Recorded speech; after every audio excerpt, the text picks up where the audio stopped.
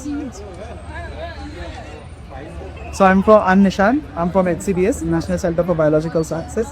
Here we are showing a simple overview of neurons, which are cells of the brain, communicate this. Yes, and that is one neuron which is going to get some information, let's say from skin. That information will travel down its length as electricity. That will be sent to the next neuron. Now to send it to the next neuron, it starts with this complex called the synaptic complex. So this is the gap between two neurons. The electrical signal comes, it triggers the release of these red chemicals, which are called neurotransmitters, and these red chemicals will go bind to the next neuron, and then that will start the next electrical chain. And so this chain will keep going till it reaches the brain, and then your brain will know that you have touched something. मेरा नाम निशांत है और मैं NCBS national centre for biological sciences से हूँ।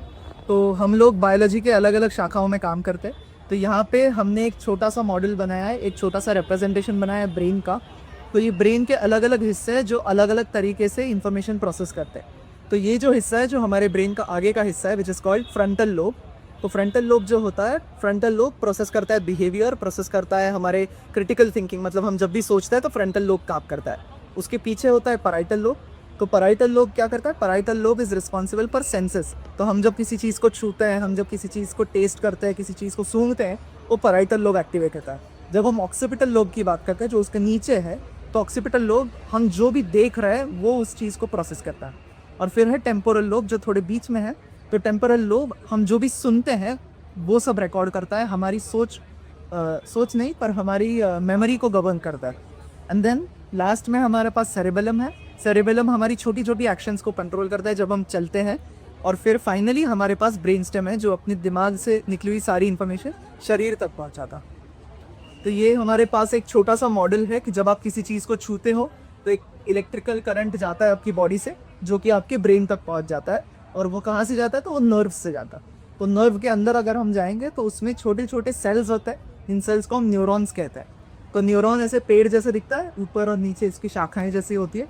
तो जब एक इलेक्ट्रिकल सिग्नल मानो त्वचा से आ रहा है तो ये सिग्नल यहाँ से सीधा जाएगा, अगले न्यूरॉन को जाएगा, वहाँ से फिर से आगे जाएगा, राइट। तो अगर हम इन दोनों के बीच के अंतर को देखेंगे तो ये पहला न्यूरॉन है, ये दूसरा न्यूरॉन।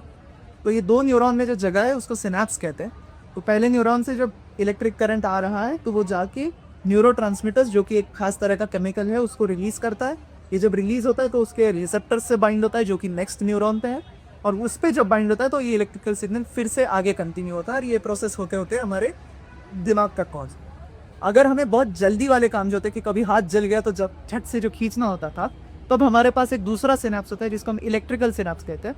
तो यहाँ पे इस गैप के ऊपर ऐसे ब्रिज जैसे प्रोटीन्स के लगे हुए होते हैं, और जो इलेक्ट्रिकल करंट आता है वो सीधा उसमें से गुजरते हुए इसमें से गुजरते हुए डायरेक्टली नेक्स्ट न्यूरॉन को चला जाता है। तो बेसिकली एक बहुत सिंपल ओवरव्यू है कि हमारा ब्रेन एक दूसरे से बात कैसे करता है।